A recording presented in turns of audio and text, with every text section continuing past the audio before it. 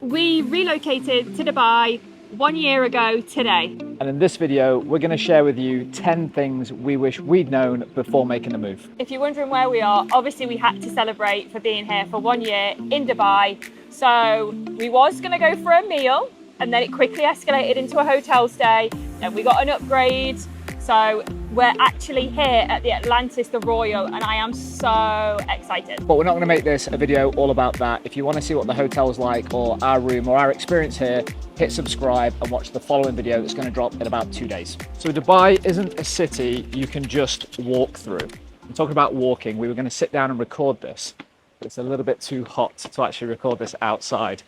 So you made some notes in terms of whether we needed a car or taxis. Give me some thoughts on that. Yeah, so when we were actually still in the UK and planning our move, we never budgeted for owning a car. We thought we could just get by on taxis. And we also were within walking distance to our children's school as well here in Dubai, which is a luxury. But we quickly realised with like rugby and other commitments and ultimately like really just wanting to get out and about and not thinking about the cost of getting a taxi, because we've got the Atlantis, the water park pass as well. So we quickly realised we needed a car. So we have actually been leasing a car. And on that, we can share all the costs in a full video. I'm going to do a 12 months living expense video, which is going to be very much talking ahead. But in terms of Dubai not being a city you can actually walk around, another consideration is if you live in, I don't know, London, Birmingham, Manchester, or kind of any big city, you can kind of go and have a walk around and explore the place. Dubai is definitely destination led.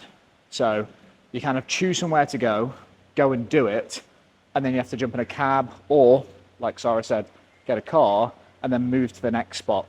Yeah. It's not a place you just walk around and wander through. There are a couple of exceptions to that, but you need a car. Name the exceptions. So if someone wants to wander around. I would say if you're staying at Business Bay, you could walk to downtown to Dubai Mall or vice versa. If you were staying at either JBR or Blue Water or vice versa, you could walk from one to the other. And also Marina, actually. So Marina, you could walk from Marina to JBR to also to Blue Waters. So I would say if you're coming as a family, maybe for the first time and you kind of do want to explore a little bit and be on foot when it's not the hot time of the year, those are good areas. I would say like Marina, JBR and Blue Waters as a family to sort of explore with children for sure. 100%. Let's go inside. Number 2 is leaving holiday mode behind. Now we moved a year ago and it's very, very hot now. We're noticing it. But would you say like the first 3-4 months here, we didn't really notice it, did we? I mean, we knew it was hot, right? But I think we were so happy to be moved and we were still doing a lot of maybe the tourist attractions that were either like indoors and things like that, because it was a 6 weeks holidays. We were still doing stuff and like in the pool, like if you're in the pool, like you don't really feel it. You're obviously not really sunbathing. And now we're in like a routine where we're like walking, we're going to the gym, we're working. Like it's very, very different to what it was when we first moved, because it was the children's summer holiday. I guess that's the point I want to drive home. You kind of said we're in a routine now, which is it's so important if you relocate here to get into a routine, because it's so easy to get caught up in that holiday mode. There are so many things you can do here in Dubai. And I think I've said in a previous video, I kind of relate Dubai to Vegas in the sense that Vegas is the best place in the world. If you're a gambler, it will extract money from you. I think if you come here without a plan and you stay in holiday mode, this place will just continue to extract money from you, because there are so many things you can do and there is no limit to the amount of money that you can spend. So if you do relocate here, yes, enjoy that honeymoon period, but definitely get yourself out of holiday mode and into a routine as quickly as possible. It is quite ironic that we're sat at Atlantis the Royal though by recording this video. Well, this is a 1 year celebration. This is a celebration. But yeah, this was kind of planned, kind of budgeted-ish. Number 3, so kids adapt way faster than adults. So one of my concerns, well, I guess both of our concerns, is there's one thing planning for us if we were just relocating, but we've got 2 young boys. Riley is 11, don't like to think about that. Reggie's just turned 9. So their move was like super important for us. How did you think the kids adapted? So well, to be honest. I think because we had kept them involved the whole way through. They'd been to Dubai, they loved Dubai, we kept coming on holiday, we kept them up to date with how the move was progressing and things like that. So I think because we kept them in the loop, they came to a school tour with us and everything like that, I think it made the transition super smooth for them. I think one of our biggest concerns was like leaving friends and family and how they would cope. Would they enjoy the school? Because that's the main thing, right? Day-to-day school life. Obviously everything else they love, but day-to-day school life, are they going to enjoy that? That was like the biggest concern for us. So if there's any parents watching this now thinking, should we relocate? What about the kids? I think we've learned that they are way more resilient than you think. But I think to Sarah's bill, which is amazing, is take them on that journey with you so it doesn't feel like a shock or a surprise. I think that's the best advice we can give. Yeah, I think within reason, take them with you to do the school tours. Like, don't make it your decision solely as a parent. Yes, you are going to have the final decision, but you also want them to be excited and get that feel about the school. Number 4, admin has a very specific order here. What do we mean by that? So in order to get everything, basically you need to apply for your visa here. So you need to be in the country and get your medical and your biometrics done. One quick tip for that is for those appointments, you need to be wearing trousers or they won't let you into the building. And once you get your visa, that then allows you to get your UAE phone number, which is needed to then get your UAE bank account. And all of those things naturally then allow you to secure a property here in Dubai. One important thing that we didn't do, which is a big tip, make sure that everything that you need get done ahead of moving to Dubai. As in, if you need any documents attesting, please make sure you get those done before you leave the UK. 1, it's cheaper. 2, it's going to be quicker. So we had to get our marriage certificate attested, as well as the boys' birth certificates. Just check that you've got everything you need attesting before you leave the UK. Oh, and lastly, checks are still a real thing here. For a city that is so progressive and forward-thinking, you do need a check. But there's been a small change to that recently, hasn't there, in terms of real estate?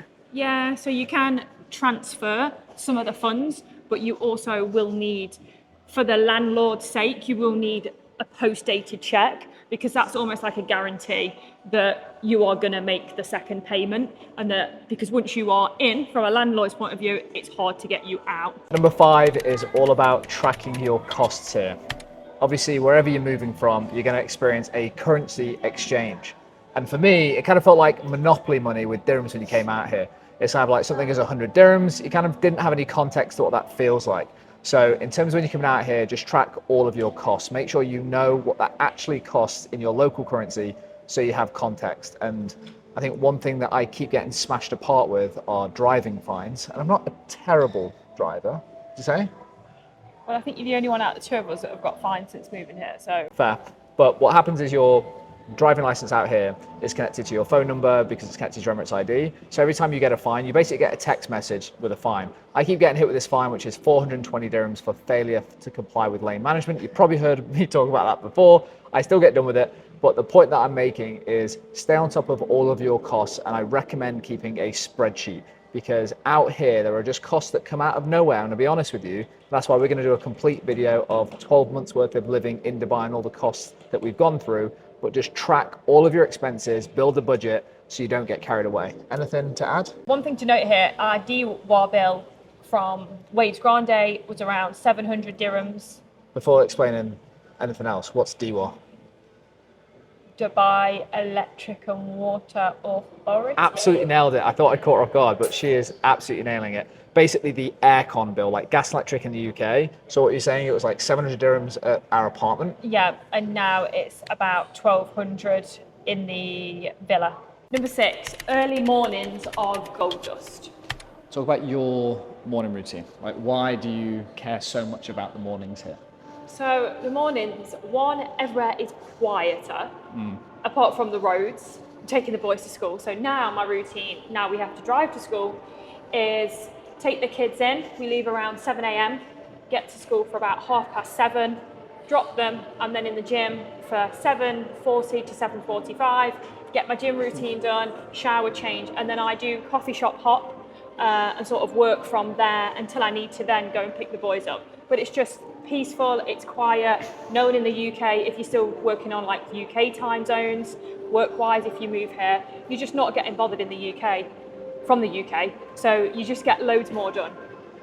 And that's really the point I wanted to like add on here, which is if you work with clients specifically in the UK, that 3 to 4 hours that you get before they wake up I truly feel like I've got a full day's worth of work done before midday here. So you've already kind of like won the day. So when you are coming over here, to make it more practical for you, is think about the routine that you want with the time zones you need to work in and try and protect that morning slot as best as you can. That's like one of the key reasons why I would ever struggle to move back, by the way, is I don't think we'd ever get that quality time in the UK. What's that? I'm not moving back. It wouldn't be one of my biggest struggles. Well, maybe I phrased that wrong. That's one of the reasons that I love living here, is because I get to win the day before the UK's even woken up. I love that. What's such a winner's mentality? Sarah just said we should be outside more. So one, the glasses, they just go this time of year. Gosh, I can't even see. Sweat patches inbound. Clean the glasses. So number 7 is these apps will make your life easier.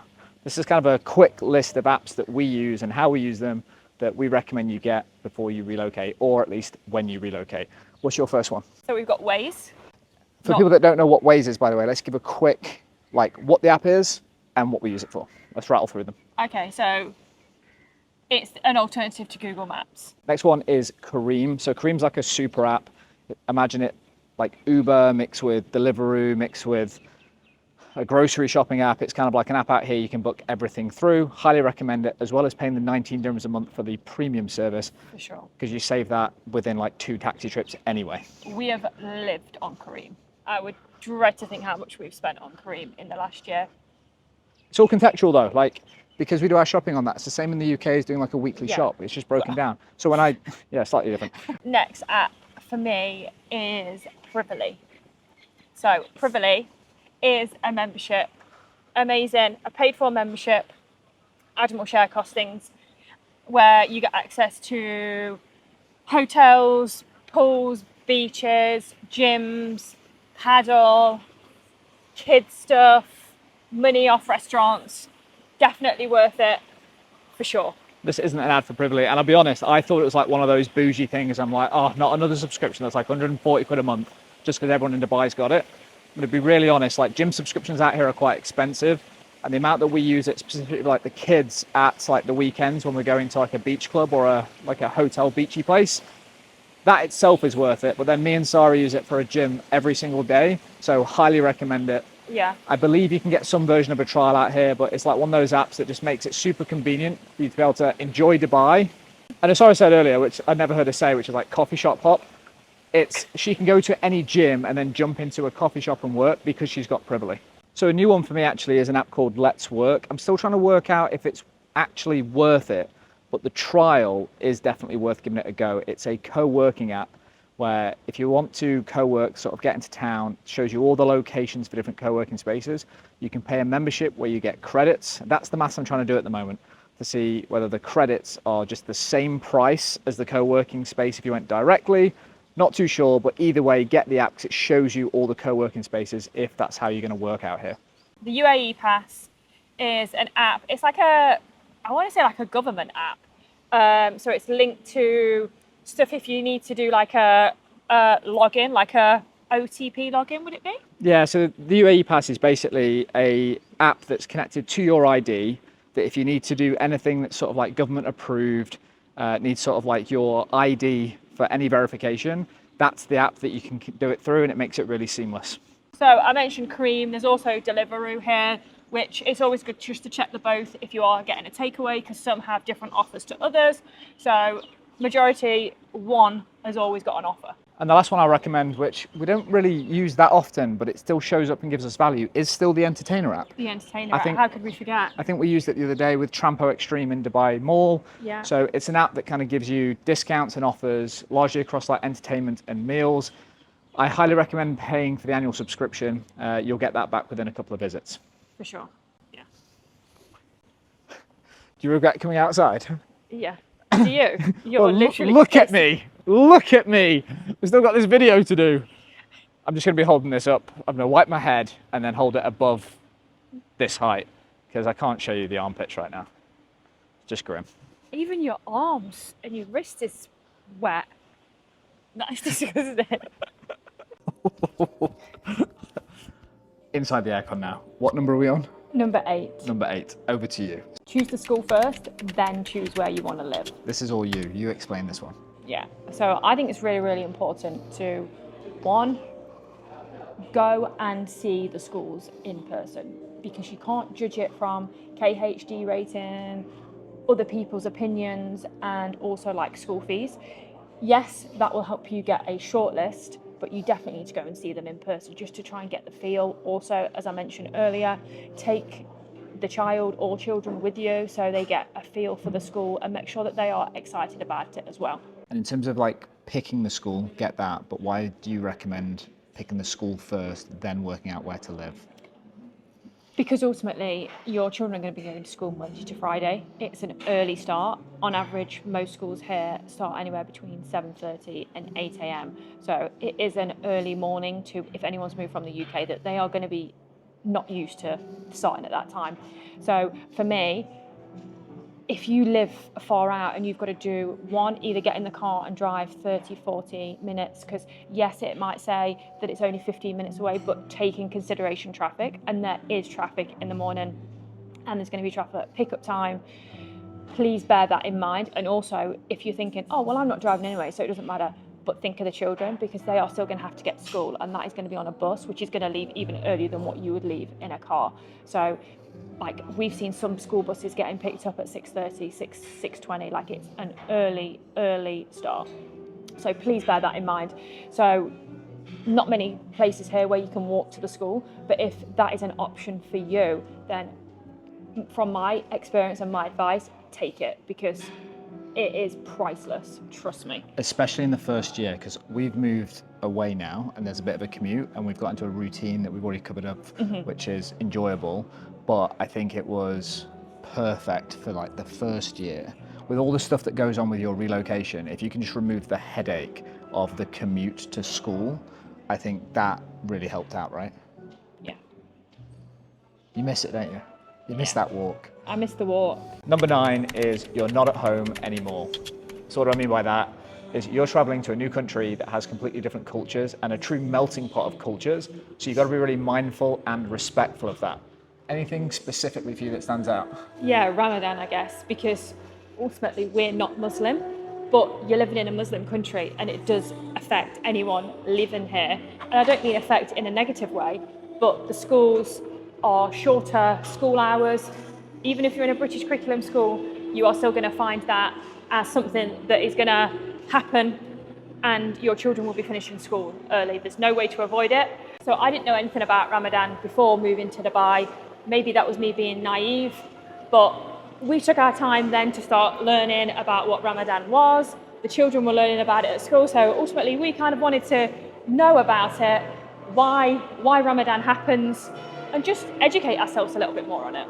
On that point, that's, I guess, the key thing here, which is you are coming to a place that has different people, different cultures. And for us, that's really exciting, because you get to see how other people live, what they think, what they believe. And you can learn a lot and class it as an adventure, but you have to be really respectful that you're coming into specifically like a Muslim country, learn their ways of living, be mindful, be respectful, and you'll have an absolutely fantastic time here, which kind of teases up to the last point, which is arguably the most important one. Number 10 is community matters. So when you move to Dubai, you're going to be in this honeymoon period that we spoke about earlier, and you're going to enjoy it. And for us, that lasted, I don't know, 2-3 months. And then we got into work mode, but we went straight into work mode and didn't think about the thing we probably took for granted back at home, which was our friendship circles, the people that, even if you're not seeing them every day, you know they are close to you. And if you want to go grab a coffee, you can. We didn't build that out. So from my side, it's take the energy and the effort to put yourself out there and build some friendships, because trust me, Dubai can be a very isolating place. We hear it a lot. Yeah. You have to put yourself out there if you are truly thinking about making this home. And I guess before we wrap up, this gives me an opportunity to ask you, shameless plug, is you've been working on something called Sadiqa. So what's Sadiqa? What's it all about? What do people need to know? So Sadiqa is a female community here in Dubai. It started off with coffee mornings with a couple of mums that I met at the school. And then people were messaging saying, when are we doing the next one? When are we doing the next one? We should go and do some other things together.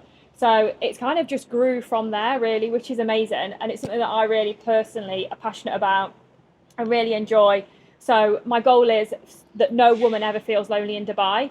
So if you've moved to Dubai, any ladies or thinking about moving, join the next Sadiqa event with me, and I can, well, he will put all the details when he does the edit. It's amazing. And I guess it's just one of those examples of like leaning in, building friendships, building community. Because again, as I just said, if you do want to live here, yes, you'll have a family. Yes, you'll have lots of stuff to do, but you do still need those friendship circles. So do the work and build them. For sure. So they are our top 10 things I guess we wish we'd known when we relocated from the UK to Dubai. As always, a huge thank you to everyone that is subscribed to the channel, dropped us a comment, shown us some support, because we really just do this as part of actually what we've just said. It's come full circle. This is our way to build community, because so many people, and it's kind of surreal, and please keep doing it because it makes us feel warm and fuzzy inside when you stop us and say, hey, I think I recognize you. I think we watch your YouTube channels. This is how we're building friendship and building community. So any questions you've got, stick it in the comments. If you're over here, reach out to myself, reach out to Sarah. We'd love to grab a coffee. We want to make sure that everyone has an awesome transition from there, wherever they're moving from, to Dubai. We're here to help. Stay well. Speak soon. Anything from you? Thanks, guys.